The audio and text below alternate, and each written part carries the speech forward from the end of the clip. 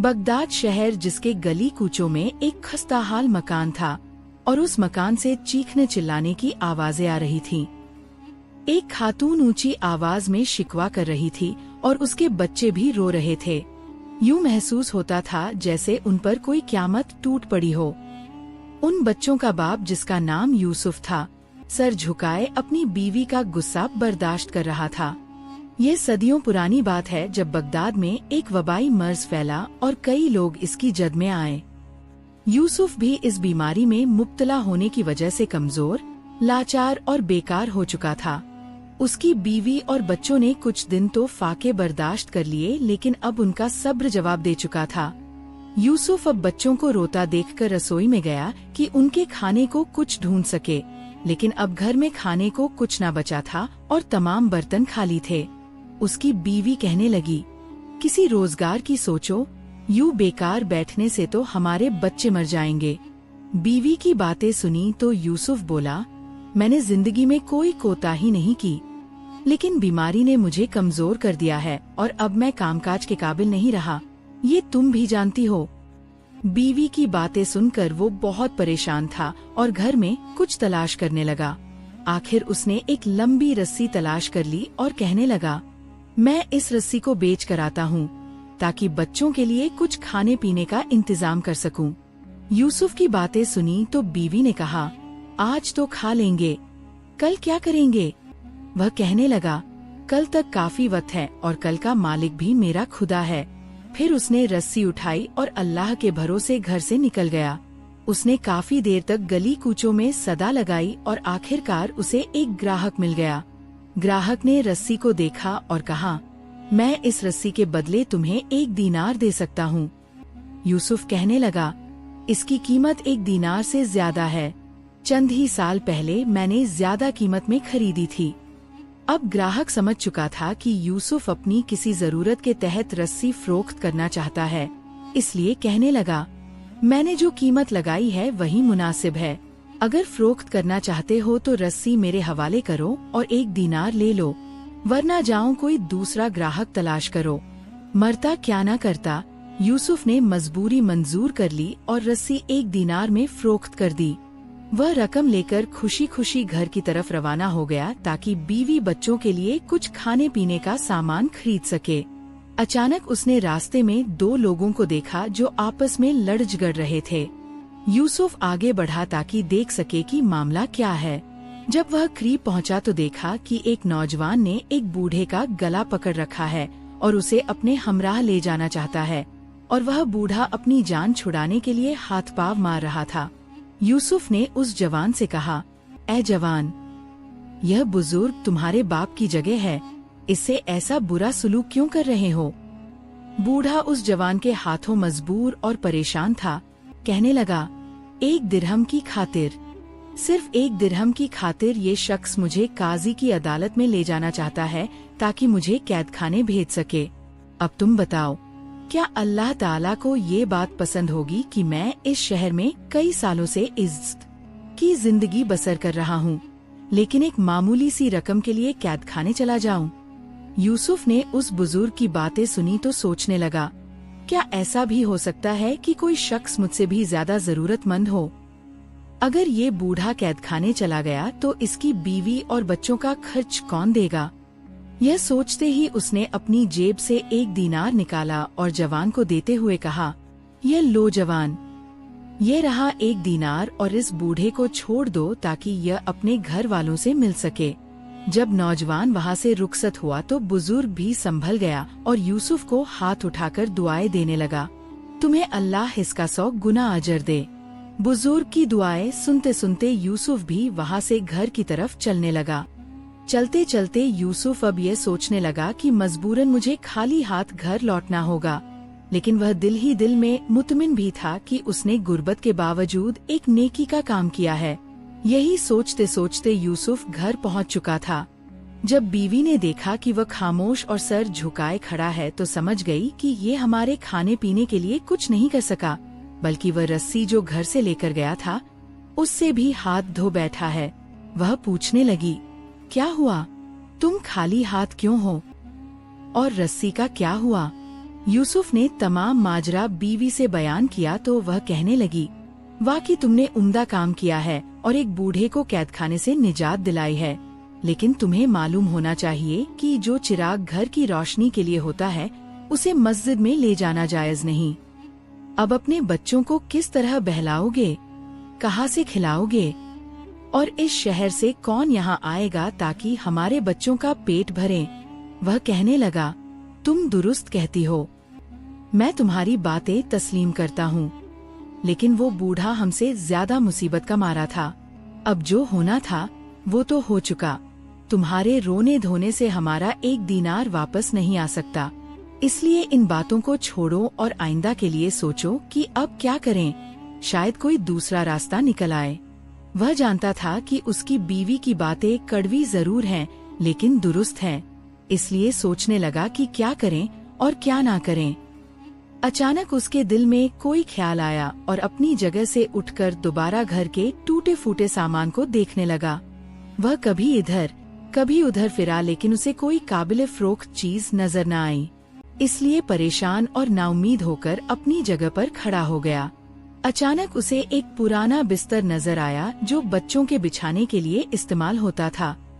उसने अपनी बीवी से कहा, मैं इसी बिस्तर की तलाश में था, मुझे इजाजत दो ताकि मैं इसे बेच सकूं। बीवी ने कहा, बच्चे भूखे हैं, लेकिन तुम इस बिस्तर से भी उन्हें महरूम करना चाहते हो। यूसुफ ने कहा, अच्छा हुआ कि तुमने खुद कह दिया कि बच्चे भूखे हैं, इसलिए अहम बात ये है कि उनके खाने पीने का इंतजाम किया जाए। पुराने बिस्तर के होने ना होने से क्या फर्क पड़ेगा। उसकी बीवी ने जब देखा कि इसकी नजर में इस बिस्तर के सिवा और कोई चीज नहीं है तो आंसू बहाने लगी और फरियाद करते हुए बच्चों को बिस्तर से उठाया और अपने शौहर से कहा, लो, सिर्फ इतना याद रखना कि इसे सस्ते दामों न बेचना ताकि चंद दिन हमारे बच्चों का पेट तो भर सके। यूसुफ के पास कहने के लिए अब कोई बात न थी, इसलिए उसने अपना सर उठाया, बिस्तर को लपेटकर कंधे पर रखा और घर से बाहर निकल गया। वह चलता रहा और चलता रहा और आखिरकार शहर के उस मैदान में पहुंच गया जहां कई किस्म की नई और पुरानी चीजों की खरीदो फरोख्त होती थी। यूसुफ ने बिस्तर को फरोख्त करने के लिए जब आवाजें लगाईं तो चंद ही खरीदार उसकी तरफ बढ़े। उन्होंने बिस्तर को उलट पलट कर देखा और उसमें 100 तरह के ऐब निकाले और आगे बढ़ गए। आखिरकार एक ऐसा खरीदार आ निकला जिसको वह बिस्तर पसंद आ गया। उसने इस बिस्तर की कीमत दरियाफ्त की।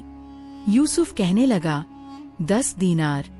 खरीदार को इस बिस्तर की इतनी कीमत मंजूर ना थी और जब उसने 10 दीनार का नाम सुना तो कहने लगा, इस फटे पुराने बिस्तर के लिए ऐसा कौन शख्स होगा जो 10 दीनार जाया करेगा।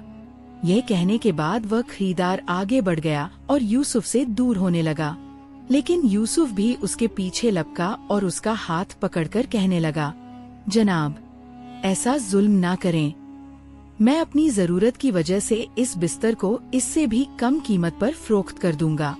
आखिरकार उसने यह बिस्तर 3 दीनार में फरोख्त किया और रकम लेकर घर की तरफ रवाना हुआ। वह रास्ते में सोचने लगा कि अपने बच्चों के लिए क्या खरीदे ताकि वो खुश भी हो जाए और उनका पेट भी भर जाए। इतने में उसे एक बुढ़िया के रोने की आवाजें सुनाई दी। वह वहीं अपनी जगह पर खड़ा हो गया। उस बुढ़िया ने अपने जवान बेटे का हाथ पकड़ रखा था और उससे इल्तिजा कर रही थी, मुझे हकीम के पास ले चलो, मुझे हकीम के पास ले चलो। लेकिन वह नौजवान उस बुढ़िया से अपना पीछा छुड़ाना चाहता था और कह रहा था, अम्मा जान, मुझे जाने दें, मैं आपके इलाज के लिए रकम कहाँ से लाऊं। यूसुफ ने जब उन माम बेटे का माजरा देखा तो आगे बढ़ा और उनके झगड़े का सबब पूछा। बुढ़िया ने कहा, मैंने अपने इस बेटे की तालीम और परवरिश में कई साल बसर किए हैं, लेकिन अब जब मैं बीमार हूँ तो ये मुझे हकीम के पास नहीं ले जाता। वो नौजवान कहने लगा, मैं तस्लीम करता हूँ कि मेरी माँ ने बड़ी तकलीफें उठाई और मुझे पाला पोसा, लेकिन मैं मजबूर हूँ। मेरे पास इतनी रकम नहीं है कि मैं अपनी वालिदा को इलाज के लिए ले जा सकूं।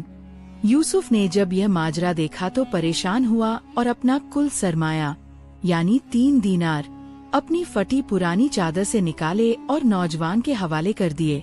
उस नौजवान को यूसुफ की सखावत पर यकीन न आया।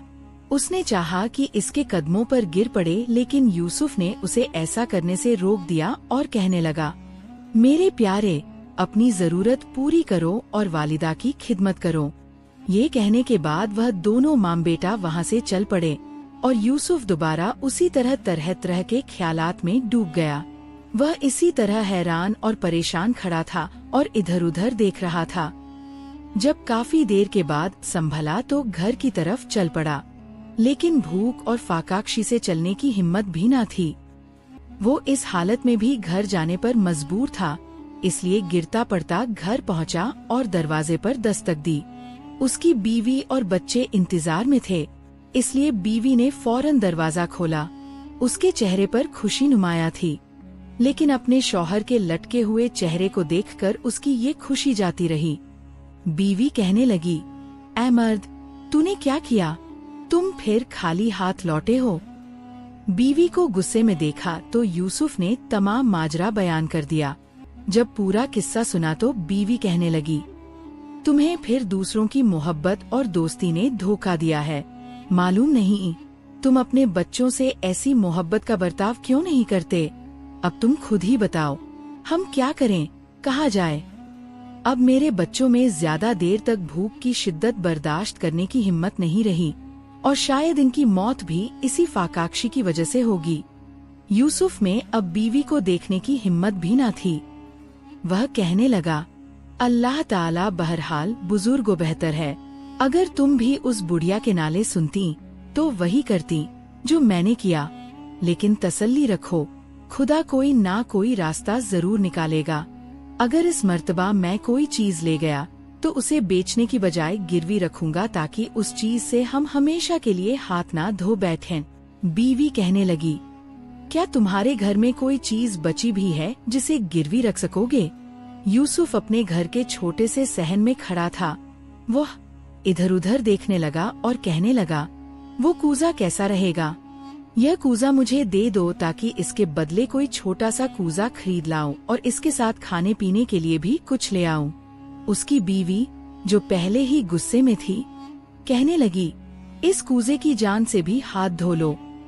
यह कूजा ना तो तुमसे कोई खरीदेगा और ना ही इसे कोई गिरवी रखेगा, बल्कि ऐसा करो, इस कूजे को किसी को बख्श दो या तोड़ दो। मायूस यूसुफ अब आगे बढ़ा और कूजा उठाकर कहने लगा, मुझे जलील तो ना करो, तुम जानती हो कि मैं अपने बच्चों के लिए ही ये सब कुछ कर रहा हूँ। इसके बाद यूसुफ ने अपनी बीवी को खुदा हाफिज कहा और घर से निकल गया। बाजार में पहुँचने के बाद वो सबसे पहले एक अत्तार की दुकान पर गया और उससे कर्ज मांगने लगा। अत्तार ने कहा, बेशक, मैं तुम्हें कर्ज देने के लिए तैयार हूँ, क्योंकि मैं तुम्हें पहचानता भी हूँ। लाओ, अपनी कोई चीज लाओ जिसे गिरवी रखकर मुझसे कर्ज ले सको। यूसुफ ने उसे कूजा दिखाते हुए कहा, मेरा सरमाया तो फकत यही कूजा है। अत्तार ने कूजा देखा और कहने लगा, आखिर एक इस्तेमाल शुदा और पुराना कूजा, जिसका रंग भी उड़ा हुआ है, ये गिरवी रखने के काबिल नहीं है। इसलिए जाओ और कोई ऐसी चीज लाओ जो गिरवी रखने लायक तो हो। इसके बाद यूसुफ उस अत्तार की दुकान से बाहर निकला और दूसरी दुकानों का रुख किया, लेकिन उसकी तमाम कोशिशें नाकाम रहीं, क्योंकि कूजा बहुत पुराना था और कोई भी उसे इस कूजे के बदले कर्ज देने पर आमादा न हुआ। सूरज डूबने के करीब था और अंधेरा छाने वाला था। यूसुफ के दिल में नाउम्मीदी तारी थी। वह खुद से कहने लगा, शायद मैंने अपनी बीवी से वादा करके गलती कर दी है। इस कूजे को कोई भी गिरवी नहीं रखेगा। मुझे लगता है अब इसे बेच ही देना चाहिए। उसने इरादा किया और वापस पलटा और खरीदारों को बुलाने और कूजा फरोख्त करने की आवाजें लगाता रहा, इसलिए कि यही कूजा उसकी आखिरी उम्मीद था। उसकी ख्वाहिश थी कि इसे हर कीमत पर फरोख्त करे ताकि उसकी बीवी बच्चे कम से कम एक वक्त के खाने से महरूम न रहें। लेकिन उसकी बदकिस्मती कि कोई भी खरीदार न मिला। सूरज अब मुकम्मल गुरूब हो चुका था और अंधेरा छा चुका था, इसलिए वह थका हारा गलियों कूचों में अकेला रह गया। फिर वह एक मध्यम सी रोशनी के सामने बैठ गया, जो एक मकान की खिड़की से चमक रही थी। वह काफी देर वहीं बैठा रहा और सोचता रहा कि इस हालत में कैसे घर जाए और बीवी बच्चों को क्या जवाब दे। उसने अपना सर झुका लिया और बदस्तूर सोचता रहा कि इतने में उसे एक मछली फरोश की आवाज सुनाई दी। ये मछली फरोश भी यूसुफ ही की तरह मजबूर और तंग दस्त था, इसलिए वो भी उसी जगह आकर बैठ गया जहाँ यूसुफ बैठा हुआ था। जल्द ही दोनों ने एक दूसरे का हाल दिल बयान किया और एक दूसरे के गमगुसार बन गए। मछली फरोश कहने लगा, हम दोनों के हालात एक जैसे हैं। आओ कोई ऐसा काम करें कि तुम इस कूजे से छुटकारा हासिल करो और मैं इस मछली से जो मेरे हाथ में बची हुई है, मैं तुमसे कूजा ले लेता हूँ और तुम मुझसे मछली ले लो और अपने घर जाओ, ताकि कम से कम आज की रात तुम्हारी बीवी और बच्चे अपना पेट भर सकें। यूसुफ ने कुछ देर सोचा और फिर कहने लगा, हमारे लिए इसके अलावा कोई और चारा भी तो नहीं। मैं बजाय इसके कि खाली हाथ घर जाऊं, कम से कम एक मछली तो मेरे हाथ में होगी। अब यूसुफ एक छोटी सी मछली का मालिक बन गया और उसके बदले मछली फरोश को एक बड़ा मगर पुराना कूजा मिल गया था। मछली फरोश ने बहुत जल्द कूजा लिया और घर की तरफ तेजी से रवाना हो गया और वो छोटी सी मछली यूसुफ के हिस्से में आ गई। वो इन्हीं ख्यालात में डूबा हुआ था और कह रहा था, हाय अफसोस, मुझ पर कितनी मुसीबतें गुजरी हैं। फिर वो आहें भरता हुआ और आंखों में आंसू लिए घर की तरफ चल पड़ा। जब वो घर पहुंचा तो निहायत हसरत और गमगीन लहजे में दरवाजे पर दस्तक दी।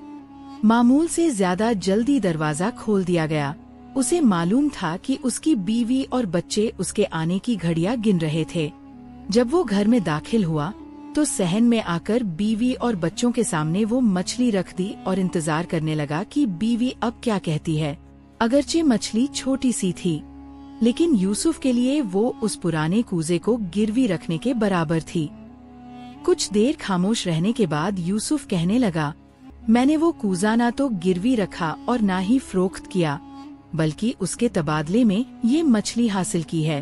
बीवी ने मछली को देखकर पहले तो खुशी का इजहार किया, लेकिन फिर उसका चेहरा उतर गया। वो कहने लगी, गोया तुमने वो कूजा देकर मछली ले ली है। आखिर हमारे घर में अब बचा ही क्या है? क्या तुमने जाने से पहले ये वादा नहीं किया था कि इस कूजे को फरोख्त नहीं करोगे, बल्कि इसके बदले कोई छोटा कूजा लाओगे? यूसुफ अपनी बीवी की बातें सुनकर सर झुकाए बैठा रहा और बस इतना कह सका, उस कूजे को गिरवी रखने के लिए कोई भी तैयार ना हुआ।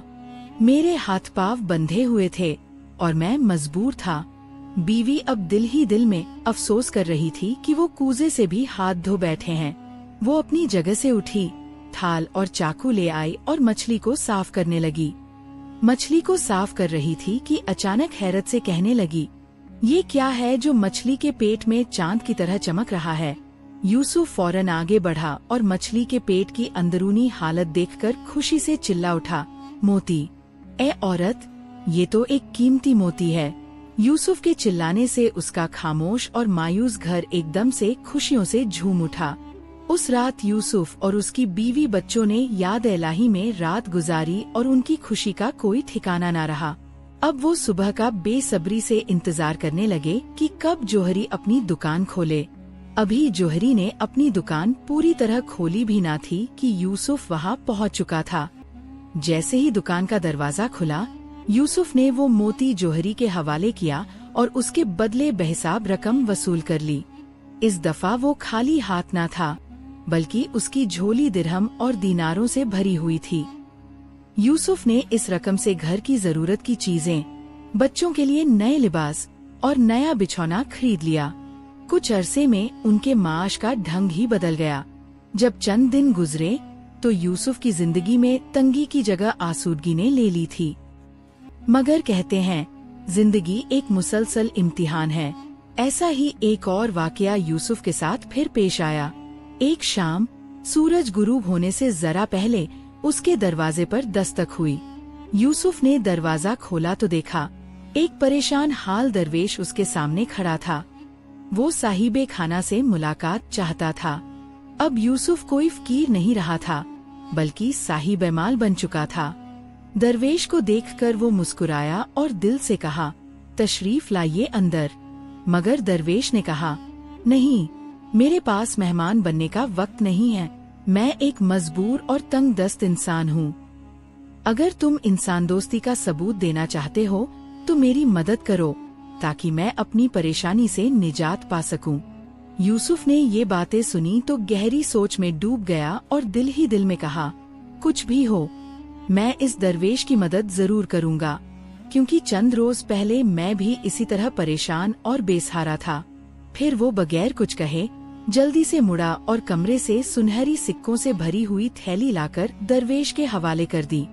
दरवेश ने जैसे ही थैली देखी, उसके चेहरे पर खुशी के आसार नमूदार हुए और वो मुस्कुरा उठा। वो कहने लगा, वाकई तुम सखी और इंसान दोस्त हो। मैंने कुछ दिन पहले लोगों से तुम्हारी तारीफें सुनी थी, लेकिन मुझे इस पर यकीन न था कि तुम वाकई ऐसे हो। लेकिन आज मैं देख रहा हूँ कि तुम हकीकी फरिश्ते हो। अगर सच कहूँ तो मुझे इन सुनहरी सिक्कों की कोई जरूरत नहीं। मैं तो सिर्फ इसलिए आया था कि देख सकूं कि लोगों की जुबानी जो बातें सुनी थीं, क्या वो दुरुस्त हैं या नहीं। दरवेश ने फिर एक सरधा भरी और आसमां की जानिब देखकर कहने लगा, मैं कई सालों से गुशानशी हूँ और इबादत इलाही में मसरूफ रहा हूँ, लेकिन मुझे वो मर्तबा हासिल नहीं हुआ जिस मर्तबे पर अब तुम फायज हो चुके हो। इतना कहकर दरवेश ने दोनों हाथ दुआ के लिए उठा दिए और यूसुफ को दिल से दुआएं देता हुआ वहाँ से रुखसत हो गया। दोस्तों, अगर आपको आज की ये कहानी पसंद आई हो तो इसे लाइक करें, अपनी राय का इजहार कमेंट्स में जरूर करें और हमारे चैनल MBS वॉइस को सब्सक्राइब करना ना भूलें।